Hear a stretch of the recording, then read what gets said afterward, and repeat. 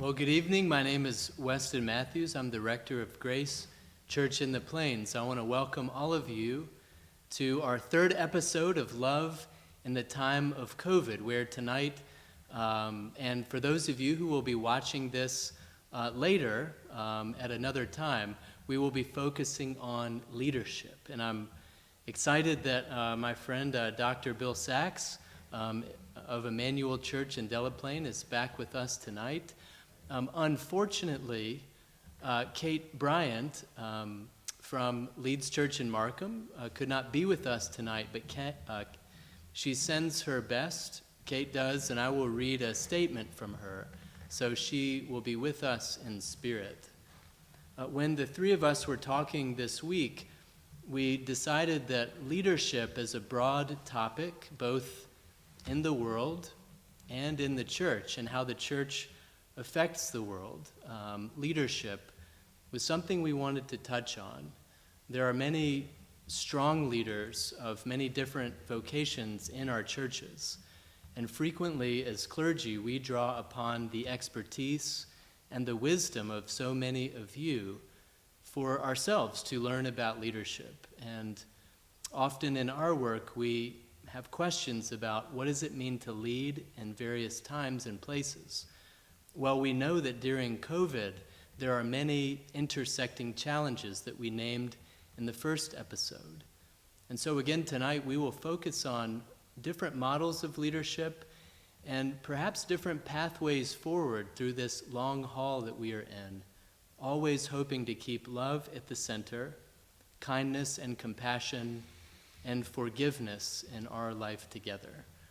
So Bill, would you like to start with a thought on leadership in these times and leadership in general? Thank you, Weston, and it's good to be with everyone. Thank you for tuning us in. Leadership may be one of the most used and abused words in our vocabulary, particularly in an election season. But as appealing as the word can be, it's never entirely clear what it means.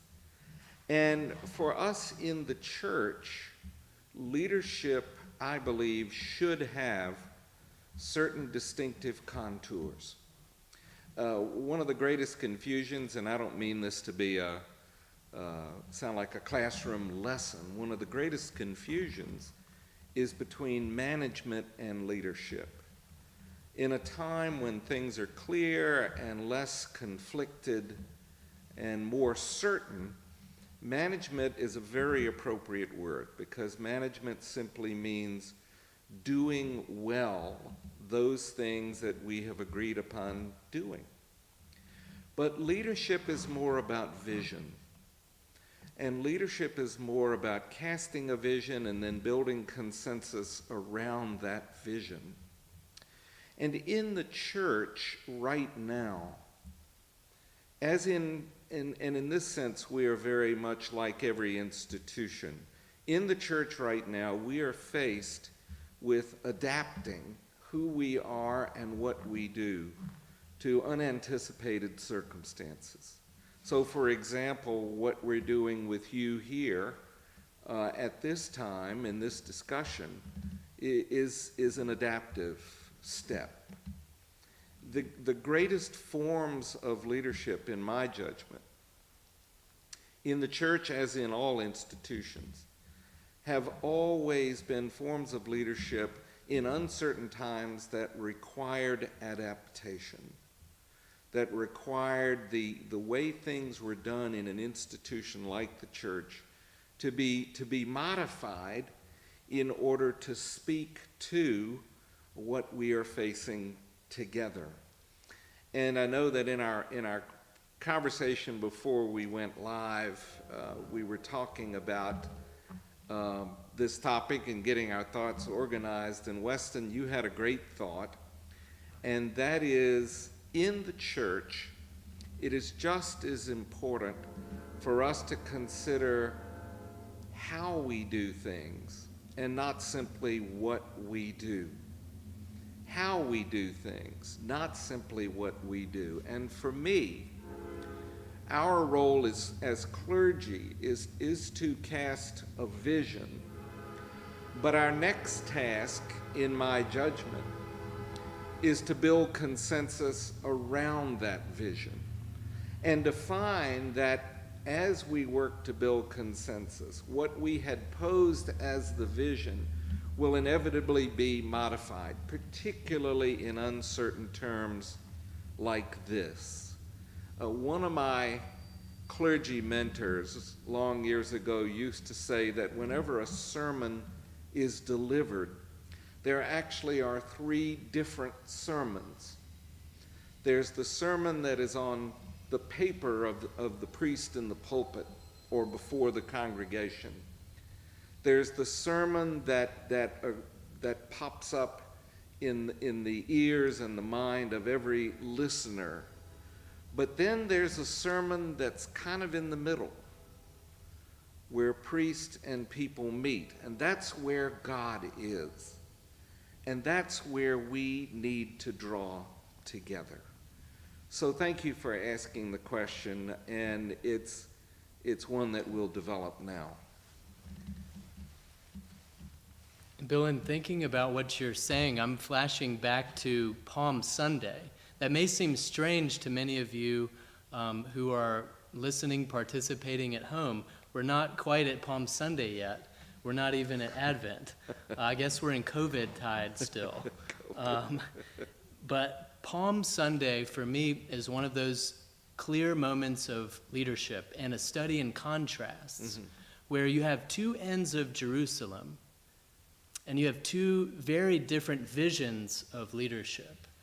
On one end of Jerusalem, a different kind of triumphal entry, where Pilate, we might imagine, and some historians and biblical studies experts have talked about this entry into Jerusalem on a war horse, a grand, large sort of fanfare with lots of weapons and grand horses and a dramatic entrance. And then on the other end of the city, you have a man who's not in armor, a man who is not boasting about power, or at least earthly power, or this notion that somehow might makes right, but is on a donkey, actually, or a colt, depending on which scripture we look at, a donkey.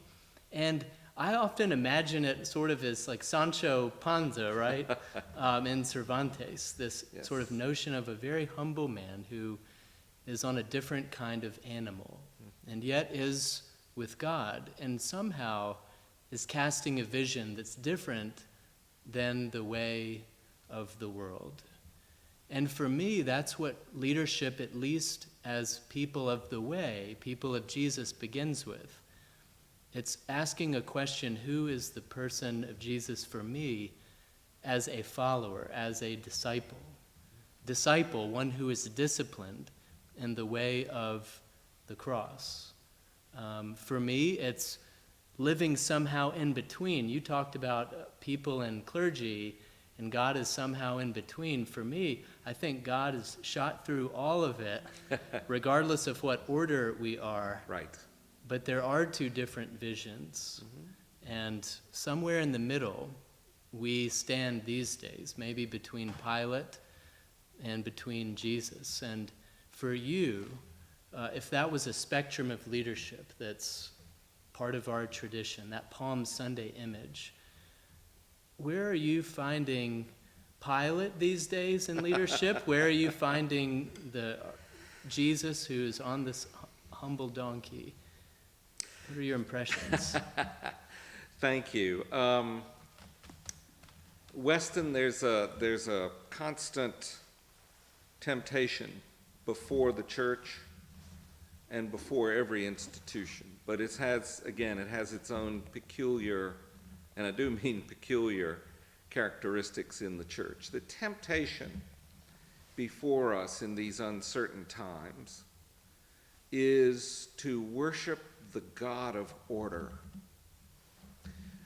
when society seems uncertain, when the church seems uncertain, when there's a crisis, I think of my reading in the history of both World War I and World War II, these massive conflicts, and now with this pandemic, for which there is precedent 100 years ago. In any of these uncertain times, it is very tempting for large numbers of people to listen to those who promise order. Pilate, in the trial, execution, and then resurrection of Jesus, Pilate was seeking to please the crowd.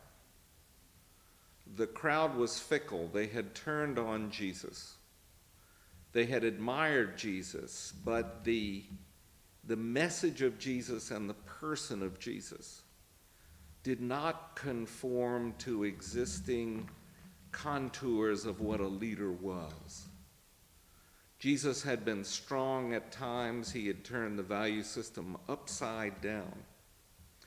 But at the end of the day, and the reason why the crowd clamors for his execution, is he did not give them the easy one-dimensional sense of resolution that they sought. Many undoubtedly wanted a political leader who would overthrow Roman rule. They readily recognized the compromised position of their own Jewish religious leadership. But at the end of the day, Jesus' message was too ambiguous a message for those who wanted a quick resolution and a solution that was very clear and immediate gratification.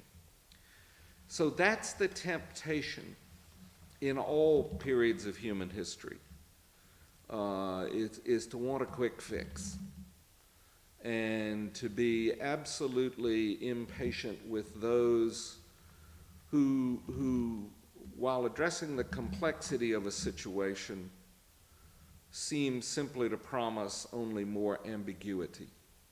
We crave order. The problem is, for all those who pose one or another quick fix, one or another quick solution, when those solutions are tested in the arena of public life, those solutions become problematic in most cases. I think about so many examples of leaders who posed visions that we would call eminently worthwhile. Franklin D. Roosevelt's response to the Depression with a raft of federal programs.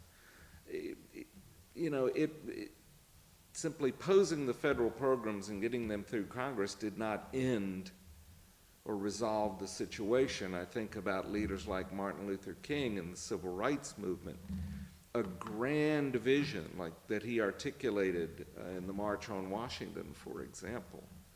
But the struggle that ultimately took his life, was a struggle to build consensus about how we actually live together in a new and better way. And he said we'll live together as brothers or perish together as fools. Correct. So today in the church, and again, a forum like this is a prime example. The church, to me, is always about what we have heard in scripture lessons the last few weeks. The gospel for today from the 22nd chapter of Mathews is about a king who invites people to his son's wedding, and many people reject the invitation. The church must always be in the role of giving invitations. Well, I think to the scripture today where we see a lesson from Exodus, we didn't talk much about it at Grace, but it's this image of a golden calf. And I remember When I was in seminary, a good Quaker friend, Micah Bales, and Micah, if you're out there, please give my best to Faith. Micah is now out in Berkeley, California, leading a Quaker congregation there, but he and other Quakers on Capitol Hill once took a golden calf and laid it at the feet of the U.S. Capitol, where inside there were hearings around the time of the financial crisis. And Jamie Dimon was called to the Hill, a representative of Goldman Sachs. And I think for Micah and other Quakers, what they were trying to say was, we have lost our way. We, as people in this city who are often called the best and the brightest, or at least the most powerful, have lost our way. We have taken from people and taken, and when is it going to stop? And so they put this golden calf, they had constructed it and put it at the bottom of the hill, and the TV cameras came, and I think they were trying to make a point that we heard about in Scripture when Aaron, right? Aaron and all of the Israelites who were taking off their jewelry and kind of melting it down and making it into a god of fertility, right? Almost a prosperity gospel before that was such a thing, kind of a god. Mm-hmm. And that was a convenient god. It was one that conflated God's faithfulness with wealth and power and with instant gratification. Right. And that was, that's always been a temptation for us. Whether it's how do we adapt during COVID or how do we live together as brothers, lest we perish together as fools. Weston, you're making a crucial point, that what we do in the church and what you and I do and others do as clergy can only be separated so much from what goes on in the rest of the world. I mean, people, I have long believed, come to us, to places like Grace and Emmanuel and Leeds, come to the churches, yes, often to get some sense of respite from the challenges they face, but they also come and hopefully are watching this live stream to get insight on their lives and on the world around them. My approach has always been a kind of, I guess, what I'd call a public forum approach. I have liked to say for many years, and will continue to say, that if someone cannot really guess my politics, then I have succeeded. Because my role is to honor all people, to speak to all people, and not to preach a political gospel. But my role, I believe, won't speak for you, but my role is to proclaim what I believe are the implications of the gospel for our personal and public life today. Where people take that and how people take that is between them and God. I cannot and will not tell people what to do point by point. But my role is to create a discussion, a kind of public forum, and to encourage such values as compassion, to encourage a sense of the common good, to encourage, in the best sense of the word, a critical understanding of our own lives and of the world around us. Critical so that we can better speak with and to one another. So yes, the golden calf is a great image of what I was trying to cite a few minutes ago. A false sense of order. Mm-hmm. A false, and inevitably that false sense of order becomes exclusive. Whereas I believe as Christians our role is to be inviting, always in the process of being inviting. I was challenged this week in a lot of ways, and it was by a phone call, I would say, the most. when someone called and said, I'm really struggling with praying the prayers of the people this week. I'm struggling because I'm praying for leaders and leadership that I don't believe in, and I feel like a hypocrite, this person said. I feel disingenuous. Because for me, this person said, if I pray for someone who is leading in a way I don't agree with, am I praying for their continued sort of path? Am I, egging them on? What kind of a God would I be praying to if I don't agree with them? And we had this long conversation on the phone about what is the purpose of prayer, going back to a conversation we'd been having for weeks here at Grace. We pray the prayers of the people, not just for the person who is on the court or who is in Congress or is in office in the White House, but for the common good. And yet, not everyone in this time can pray for leaders because they feel like they've been targeted. I think both things are true. And so I'm living in this strange tension just as a human person and as a minister where there are folks who have all kinds of beliefs, not just political, but just human core value differences that are being revealed in this time. And what does it mean to not pray for somebody or to be so upset that you can't pray for leaders? What would you say about that? Well, in a sense, this extends to you and me. Anyone who holds a role that is public, that involves speaking to the public, that involve taking actions that have public implications. I have no hesitation in praying for any holder of public office, because in my mind, I am praying in several different ways. One is I'm praying for the office itself. Two, I believe I am praying, aspiring to pray in a way that models, I hope, creating common ground, creating space where people, regardless of their convictions, religious or political convictions, can speak to one another with respect, genuine respect. And also, particularly in the case of the United States, I am praying for democracy and the democratic process, which to me involves give and take. My wife Austin and I have some dear friends in Richmond, dear friends, whom we see as much as we possibly can. We don't see eye to eye on various things, but so what? We're friends, we're Virginians, we're Christians, we're human beings.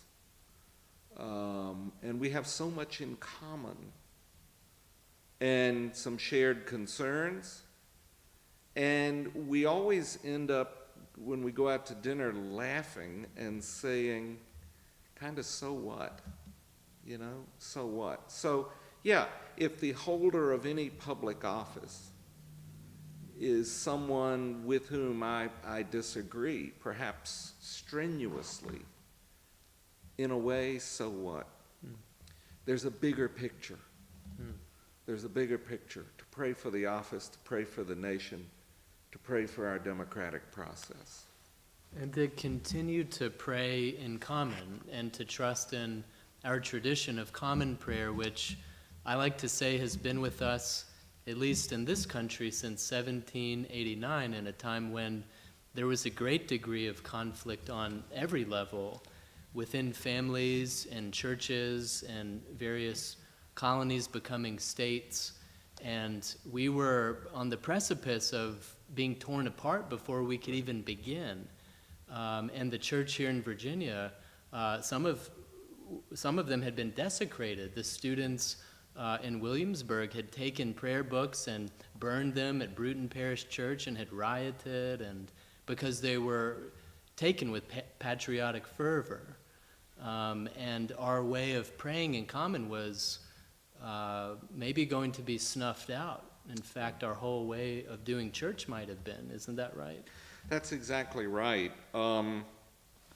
It was a very big deal for many when the Episcopal Church began to create, in the wake of the American Revolution, the Episcopal Church began to create its own Book of Common Prayer. It was a very big deal to realize, to have it driven home, that the Episcopal Church, well, first of all, had adopted its name Episcopal from the Church of Scotland, the Episcopal Church of Scotland, but second of all, that as American Episcopalians in the newly independent United States, we no longer prayed for the king. And what was striking was we believed enough in the new Constitution of the United States that we adopted a structure of the Episcopal Church that paralleled the structure of the American Congress. And we adopted a system of decision-making imbued with these democratic values. You know, I did a paper once at a historians' convention on how the Episcopal Church organized itself democratically. There were some dioceses in the Episcopal Church in the early years that were slow to elect a bishop because they had an annual diocesan convention. They came together as clergy and lay people. They made decisions. Now, it was an anomaly to say we were the Episcopal Church but didn't have bishops. But my point is we are imbued with the democratic values that blossomed in the new United States, and we must never forget that. Ultimately, in some sense, it's never about the triumph of my individual views. There's a greater good. Our greater good is the worship of God and the building of a sense of common life and mission among us. One of my fears is, and I won't I won't launch into a homily on this point, but one of my fears about the world in which we live today is too many people with too much conviction that the world is not right unless their point of view triumphs. But what about finding common ground and the common good where we all adapt? And we as clergy and we as the church must be about the business of casting that kind of vision. I'm really glad you brought up the way that we're organized, because I think time and again this process of how we lead comes back to our operating system or DNA. We aren't a church that's led by clergy only, or by local families only, or by any one group. We share authority, and our authority is founded, of course, first in Jesus. But how that practically plays out is a kind of sharing that necessitates a consensus being built in order for the church to move forward and to grow. This morning I was thinking a lot about leadership and working with some wardens recently on a question about Election Day. This is a very practical, real-world question we have at Grace, and I understand we have at Emmanuel, around on the day of the election. How can we be not just a polling place and a kind of village green that the community is used to coming to, but how can we be a safe place, knowing that there are some threats in some parts of the country, and knowing that there's a lot of sensitivity to being safe? Well, I kind of smoked this over with our wardens for a couple weeks, and we've been going back and forth about how can we do this.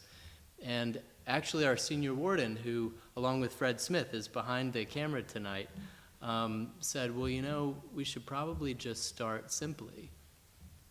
We should start from within our own parish family and try and work it out on the most immediate level, on the most sort of close level to us, having gone to the electoral board to see what outside could be done. But the point was, the point that our senior warden made, was one that was instructive for me.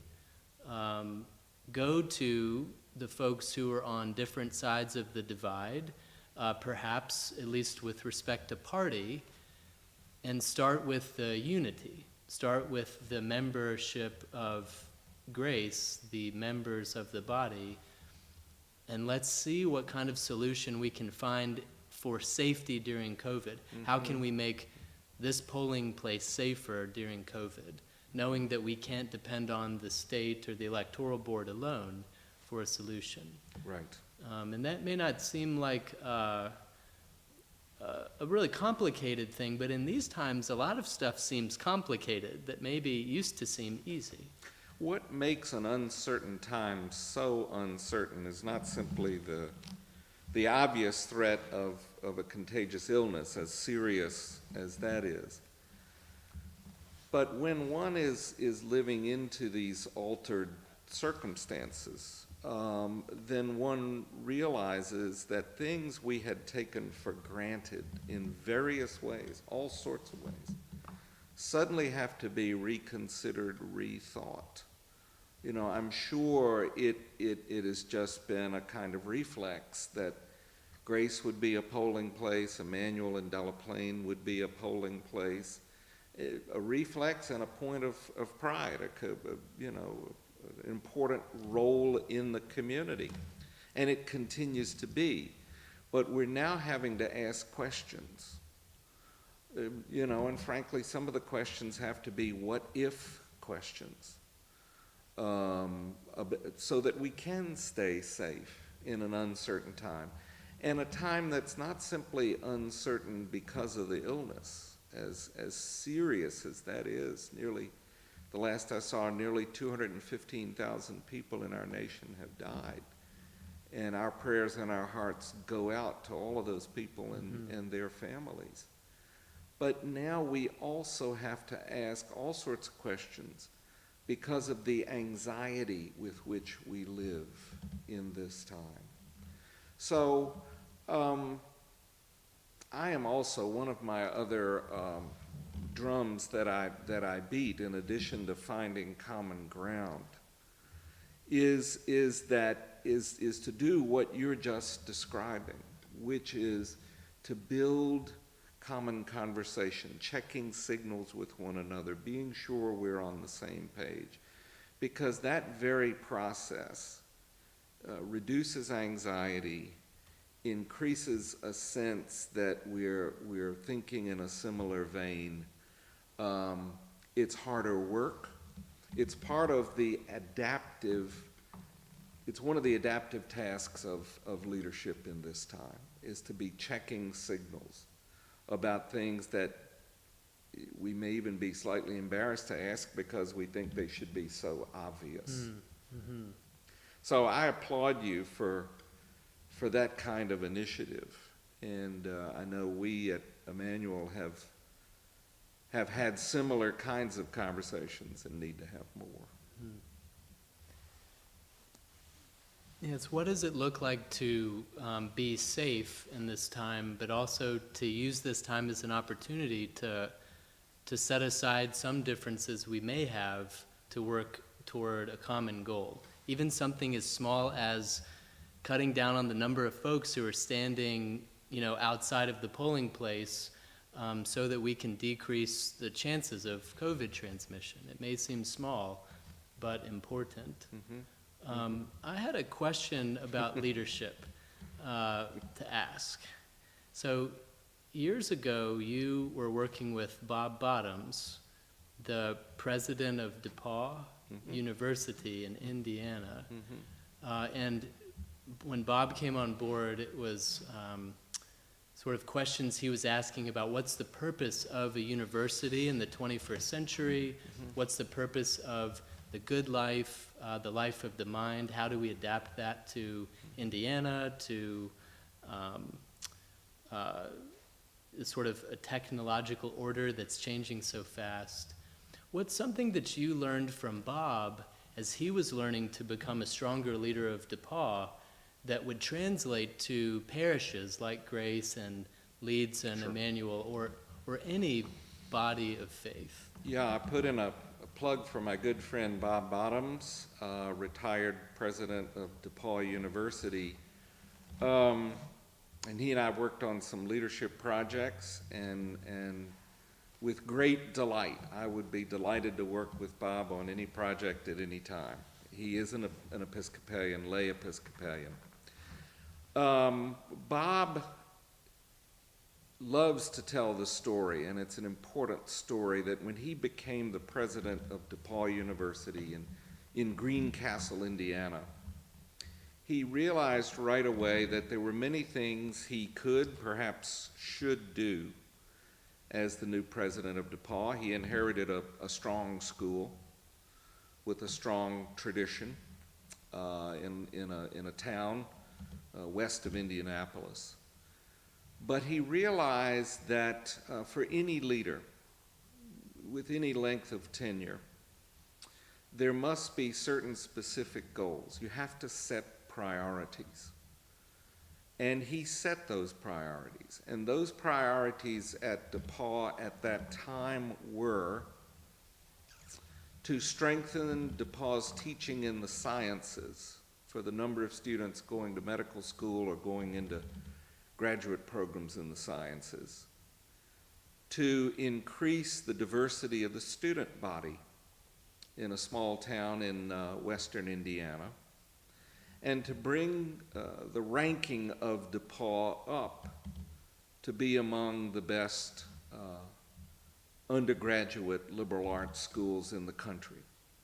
And he achieved all of those goals. He would be very quick to tell you that he might have done this, could have done that, but that's a mark of his humility and humanity. But he ended up being president of DePaul for over 20 years. And what he taught me is, our lives are finite, and any one of us in a leadership position seeks to function in the midst of a specific place at a specific time. A church, a university, are like moving streams, and we as leaders enter.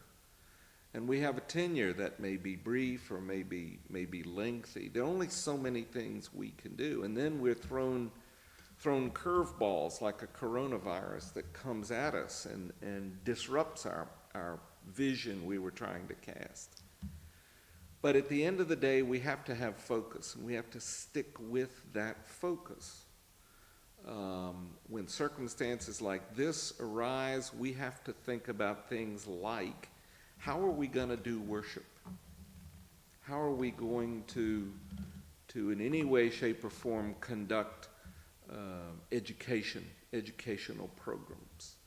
You here at Grace are facing all of that with your Montessori school and with the live streaming and live worship you've been doing, and we at Emmanuel similarly. So we adapt, but we have to keep our priorities. I like to say, and it's fairly easy to identify strong churches. For one thing, strong churches are strong regardless of size.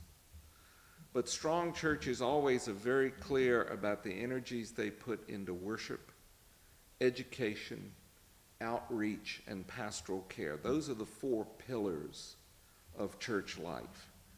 Any church that is strong will pay attention to those and do the very best they can. And what that means is when a situation arises, someone's ill or needs our attention, we drop everything else because pastoral care is a priority. When there's a need for a funeral, we rearrange our schedules to conduct it, et cetera, et cetera. So, yeah, what I learned from Bob Bottoms is about setting priorities and then about adaptability. Bill, you and I were talking about another mark of leadership, about setting our own limits and knowing what our limits are. We're in a world where expertise is much maligned. The notion that doctors don't matter because one can go to WebMD and look up and diagnose your own self and a plan of treatment. Or what does a professor know? because I can look it up on Wikipedia or I can find the answer on a YouTube video. Why should I consult a professor who spent their whole life studying a subject? We're in a world where experts don't seem to matter as much, and yet it seems to me they matter more than ever. Our churches have so many gifts, and for me, at least at Grace, among them are the number of experts in so many different vocations and fields who have dedicated their life to their craft, the thing they love the most, their hobbies that have become sort of an expertise. And how do we tap into experts around us in a time where we might be afraid, or we might be scarce thinking? How do we look to experts who are all around us and leverage those so we can grow? I'm reminded, I won't quote it very well, but I'm reminded, Weston, by your question, of the poem by Robert Burns, the Scottish poem about the a crude paraphrase, but Burns saying that the greatest gift we can receive is to see the world as others see us. I think we live in a time of rampant individualism, as you cite. We think we can go on WebMD and figure out what ails us. And many of us carry the assumption or the expectation that that somehow asking for help is a mark of failure, that we should be able to do it all ourselves. And many of us are carrying burdens of guilt or feelings of inadequacy because we confront the reality that we can't do it all. There are things I can't do. I'm terrible at math. Don't have anyone ever ask me to sing. It would be a horror show. But in our congregations, there are people of such talent. And to me, this gets back to the emphasis I like to place on building the common good. When we build the common good in our congregations, we have to be in the position of inviting. We invite people in. We invite people to share their talents. One of my roles as a priest of the church has often been to go around and ask people at coffee hours or whenever there are conversations, what do you think about this? What do you think about that? My life is enhanced incredibly by seeing the talents of other people in operation and by simply gaining perspective from others. There are some things I'm good at, but there are many things I'm mediocre at and some things I'm frankly poor at. But even beyond that, in a room, in a church, in a sanctuary like this, there are some things I will see and I will notice.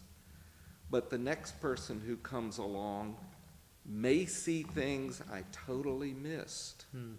So when we blend our points of view, when we blend our visions, we come up with an incredibly rich three-dimensional picture and an incredibly rich set of talents to pursue the vision we are casting. That, to me, is the presence of God. It's the many different sides of God that are gifts that are right among us, inviting us into a banquet of deeper knowledge of God, deeper love of God. And it's important to keep asking those questions. That's right. What am I not seeing? What are my blind spots? There's an interesting construct in human development, Johari's window, that's often given out in clinical pastoral education or sort of graduate psychology courses. It's about the things we see that other people see in us, the things we see in others that we can't see in ourselves. And then you get to the fourth pane, and it's the things that nobody can see. Right. It's the sort of black box. And there are exercises that go along with Johari's window we can do. But I think the point bears out what you're saying. We have these blind spots, and in crises times, instead of doubling down on we know everything, or we're too proud, or we sort of thump our chest and say we're going to power through this, it might be better to take the donkey approach and to look for others in the crowd who are leaders and to stay together, not to be on a high horse, as it were. No high horses. You know, I have found over and over again, and it's humbling, and it should be humbling, that I would face a situation that to me was going to be like climbing Mount Everest. And if I went and asked someone or several someones what their opinion was, all of a sudden the way forward became incredibly simple and obvious. It was in front of me all the time. I just didn't see it. But by asking people, what do you think about this? What should I do about that? And sometimes feeling I had to muster some courage even to ask the question. But then it was like, oh, wow, yes, of course. And it wasn't difficult. Mm-hmm. It wasn't arduous. It had been right there all the time. I've stubbed my toe enough, and had that experience enough that to me now it is plain, and what I hope to try to encourage and foster, that when we come together, when we discuss, and when we listen to one another, because we also live in an age where everybody's talking at once and wants their opinion to overpower the opinions of and voices of others. But when we listen, more often than not, there is a sense of center where I find God. You know, part of the wonder of our tradition is that we have this book called the Book of Common Prayer. It's not the book of my prayer or your prayer. It's the Book of Common Prayer. And it says that when we come together, unexpectedly good things happen. And we draw together as community. To me, that's the genius of our tradition. Like the blessing of dogs on a day we thought it'd just be raining out, right? I know it. Emmanuel, we hesitated because of the weather today, but we're coming back next week to bless. So bring your dogs, cats, bring them all. I wanted to acknowledge that Kate Bryant, who couldn't be with us, did have something that she wrote. And she addressed actually a lot of what Bill and I've sort of in dialogue have spoken about. And she asks a question, how do we lead during COVID that we've discussed tonight? But she cites the words of Bishop Curry and what she's written up. And I'd like to share them. Bishop Michael Curry, our presiding bishop, who you often will see on television on Good Morning America. Yes, exactly. Now he's selling some book that he's got, right? It's remarkable, yes. But these are his words. We must in this moment, maybe in this darkening hour, let our light shine. Moments of darkness are not the time to hide the light under a bushel. Rather, it is darkness when it is precisely the time when the light must shine the brightest. When it is darkness, when it is darkest and it feels like it's all gone crazy, that is when W.H. Auden's words, that it seems as if the center is not holding, that is precisely the time we should let our light shine. And let us remember Dr. King's wise admonition, that darkness cannot cast out darkness. Only light can do that. Just as hatred cannot cast out hatred, only love can do that. But now is not the time to hide this light under the bushel. Now is the time to lift up this light. This light is the way of love that we've gotten from Jesus. And let it shine even and in spite of whatever may happen around us. Now is the time when Thomas Cranmer's Advent Collect rings true. From our prayer book, Almighty God, give us grace to cast away the works of darkness and put on the armor of light.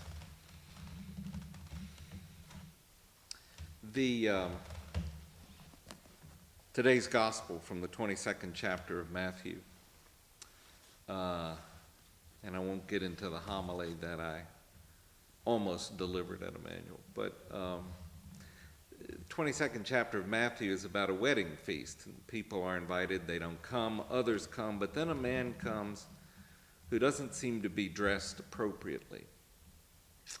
And I think it's, that's a troubling passage in some ways. I've often seen Jesus as the one who was cast into the outer darkness because we did not recognize the one who didn't come with the proper attire, and we outcasted the one who was thrown out. That's one of my sort of nonviolent interpretations. Could be. Exposing the scapegoating mechanism. I don't think the ultimate interpretation, at least for me, is violent in any way. But as I read it this time, what I saw was when we're invited to something, that's just the beginning. We acquire a certain responsibility. When we're invited, when we're given an acceptance letter to college, and I use the example of my stepdaughter, who, when she was accepted to Kenyon College, there was joy. She accepted the invitation, but the invitation was the beginning of 4 years of hard work in a great school. So we acquire certain responsibilities, and one of the immediate responsibilities that I think is asked of us in the church at this time is to reach beyond all that divides us, to reach beyond political and social and racial and ethnic differences, to see a human family that needs to regroup and come together, perhaps in a better way than ever before. So we're all invited, yes, but we acquire the responsibility to pull together. Now, your interpretation that the figure who is not dressed appropriately for the wedding, that could well be a representation of Jesus. That's... Well, I'm a disciple of Jesus and René Girard of Stanford, the great theorist on mimetic rivalry and violence, and how do we understand Jesus as the one who unveils the scapegoating mechanism, and the idea that to love is to stop scapegoating and to stop violence whenever we can. Right. I've often thought of those who are outcasted as already feeling like they're in outer darkness. And the other point of it is, I think the church aspires to create space in which people can be and do their best. I learned this lesson long years ago from a vestry member, first church I served, who said, at work, they don't listen to me. And he kind of laughed and said, at home, they don't listen to me either. But he said, here in the church, you have to listen to you have to listen to me. And I said, okay, yeah. But what that means is I want you to reach for something that makes us all better. That's well said.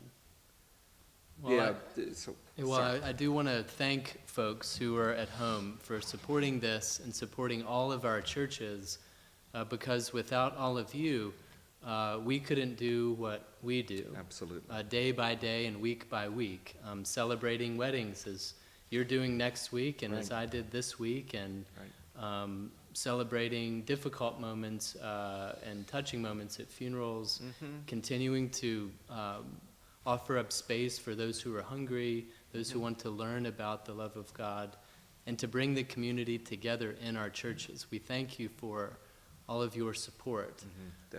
And we ask for you to pose questions, because next week we'll have our first guest on love in the time of COVID, Bishop Jennifer Brooke Davidson, who comes to Virginia from Fort Worth. So she brings an outside of Virginia point of view, to our life together and has been on board with us for about a year. About a year, a little over a year. And one of the questions we'll pose to her, and she'll be joining us from Zoom, is what does it mean to be a diocese today, and what's happening out in the much larger sort of realm of what it is we do here in the northern Piedmont. And again, I want to thank all of you for supporting this. Definitely. And to say hi to Kate at home. We hope you're feeling better, and we look forward to seeing you next week. We'll see you all next week, and thanks for your love and your care. Goodbye. Goodbye.